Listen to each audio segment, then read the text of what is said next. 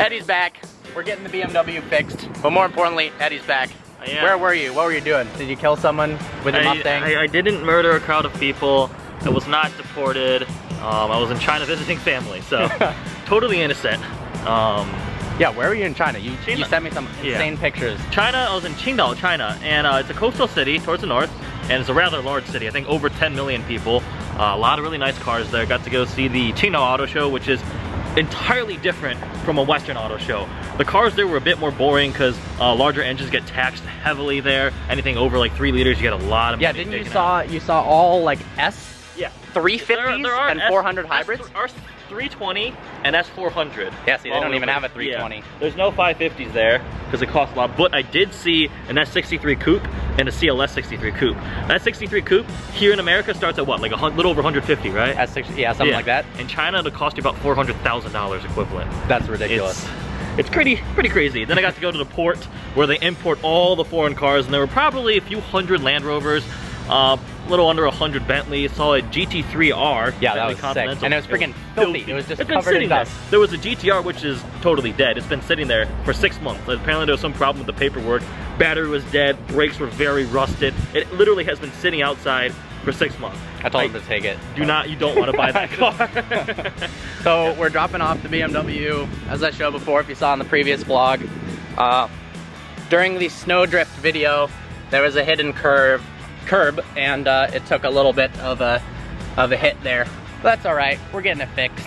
All fixable. And now what? We're picking up your Mustang. Yeah, you haven't seen her driven that in a while. Yeah, it's a little broken. Yeah. So the Mustang has the MT82 transmission, which is pretty much terrible.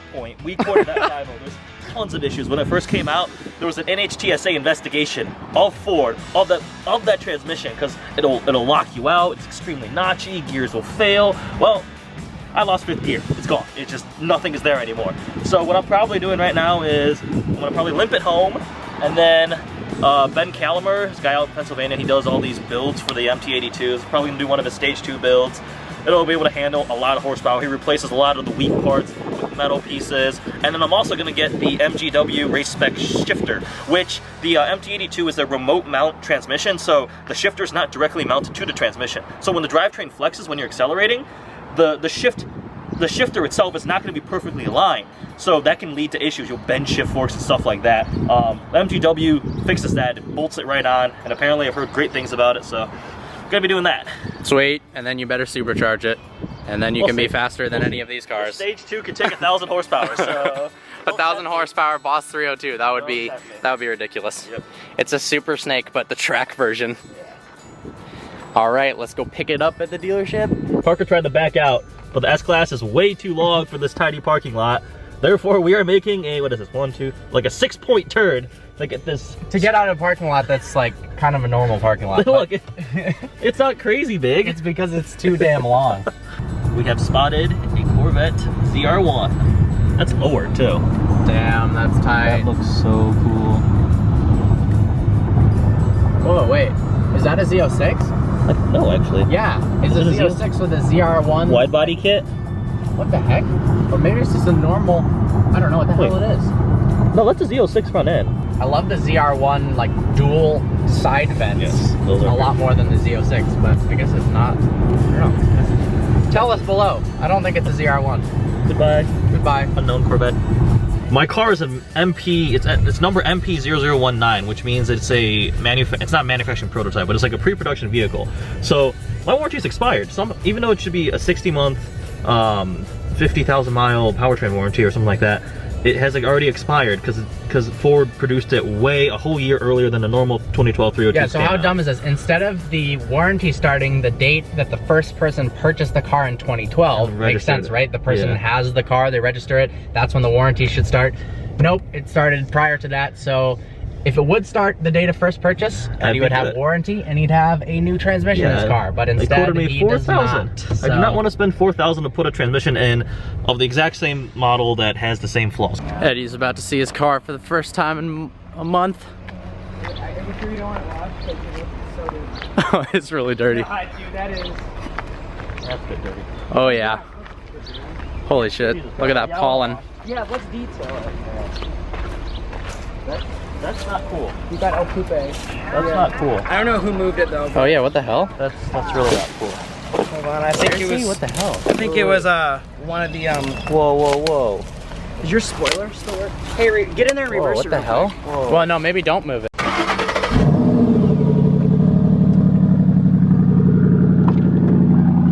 Parker, meet me by the doors. All right, so Eddie's not in the best mood. He just picked up his car after a month, leaving it here at a dealership. He left it here because he thought that he could get his transmission fixed under warranty. Turns out he can't. They left the car outside. A bird crapped on it. Obviously it wasn't clean, and now it stained the hood, so he's gonna now have to wet sand that. And also the person who parked his car drove it into a bush area, and it bent some of the supports for his front splitter. So not very chill, but they're being nice about fixing it, but not something we should have to deal with. Where is he? He's over there checking it out. I feel bad. All you want to do is come back to an awesome car after a long trip, but oh, we've had trouble with cars in the last little bit, huh? Eddie got a new license plate. VV boss. Surprise. Yeah. You're getting your job. I'm taking your job. He's taking over. Good little double entendre. Car says it. Yeah. Okay. Why fifth gear? Why? Because MT82. Because MT82. What's the manufacturer? Getrag. Damn you, Getrag. The one in my BMW isn't the smoothest either. Tremec is awesome. Yeah, they make a T56 and a Magnum XL that I could swap in, but it's really Yeah, expensive. the T56 was the one on the Solstice. It was so smooth. Eddie just got off a 16-hour plane flight and he's sleeping.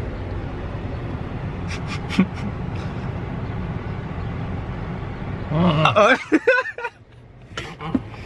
just contacted Chicago McLaren. Well, I guess it's not actually in Chicago, but it's a McLaren dealer just outside of Chicago, asking about, for shits and giggles, a 650S and what you do if you live in Michigan, because there are no McLaren dealers anywhere nearby. The closest one is like 4.5 hours away. So asking about what you do for service and whatnot. The short answer is nobody really knows what you do. It's kind of a case-by-case basis. They can potentially pick your car up. It may or may not cost money. Definitely a big downside to McLaren over something like the Huracan, because there's a dealer within 40 minutes from me. If you have to get your car shipped out to Chicago for service, whether it's a yearly service or I guess some of the electronics systems in the 650Ss have been having problems in the iris system. One of the cool features of the S-Class is he can move the other seat with his button. Watch this.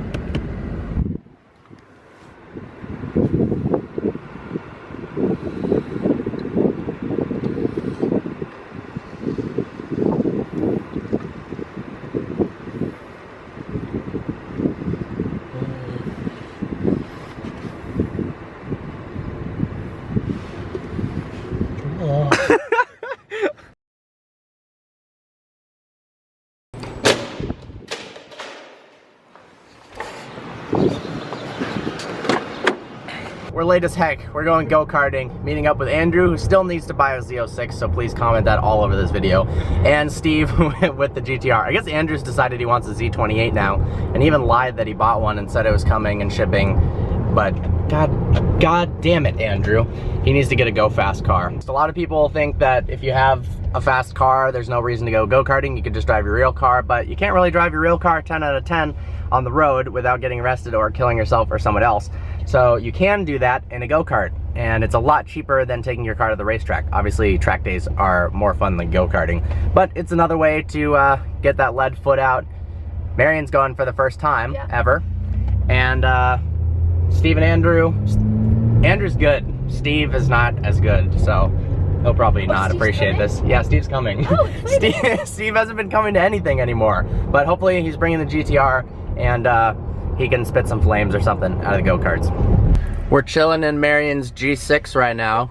We're probably gonna do a review on it.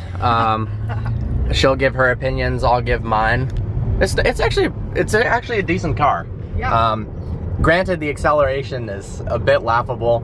I told her to step on it when we were getting on the freeway because the car was coming up behind us, and she's like, she was already flooring it. So that goes to show you how quick this thing is. But oh, drivers suck in Ann Arbor. There's road work everywhere. There's 2 seasons in Michigan. There's winter and construction season. Neither of those are good for driving cars on the road. So love Michigan so much. But it's the heart of the automotive industry, so I love it. Do you? No, I do. I actually like it. All my friends are here, and all the car stuff is here. There's just less supercars. Yeah. California. Main Street, Michigan. There's always so much traffic on the street. Yay. Reason 1 why Marion's car is better than the Lambo or the M5, it has an auxiliary cord because it's a 2008. Also, it has an amazing speaker system. It's not good. It's better, it's like, okay, you just like when the Lambo. bass rattles the entire car and you think that's good. It's better than the Lambo. The Lambo has the worst speaker system known to man. That's fair. Gotta love when one of the main freeways becomes a 1-lane road. Construction. We caught up to Steve. He's popping flames and this Camaro's trying to race him. Huh? But I don't think that Camaro's got any chance against this GTR.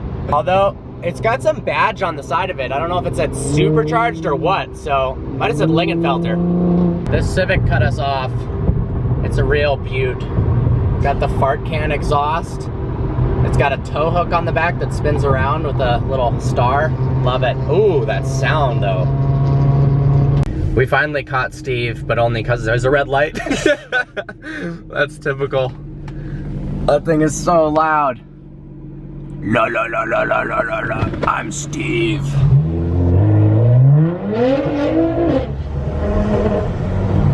Pulling up to JD Karting.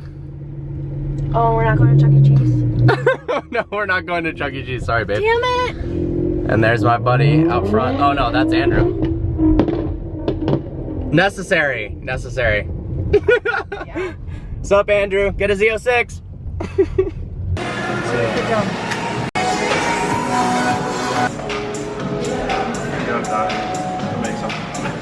I was scared. Andrew has beaten me. No, I don't know how to feel. All right, I finally took out Andrew. Although this isn't that good of a time. I think I've gotten 22.4 before. We rusty. These carts here are all electric, and apparently they're like $13,000 a piece. I don't know how. Key here is to basically never hit the brakes, ever. Just let off the throttle, and to sit as far back as possible so you got more weight over the rear tires. And to weigh about 50 pounds, that's also a key. The key to go-karting is to leave in a GTR. By default, you end up winning. And all the go-karting people freak out when you show up in a car like this.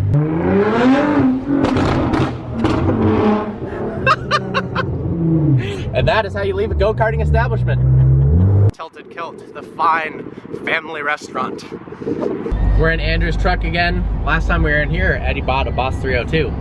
It's the Laramie edition with the awesome iPhone holder. This is actually one of my favorite parts of the car, to be honest. That you can plug it in here, and then there's a little extra space for a USB port. It's not a Z28 though, dude. Not a Z28, or a Z06. Or a Z06. Got the Valentine one hooked up, Ariana Grande on the radio. Major key. How much space is there in the back? Quite a few.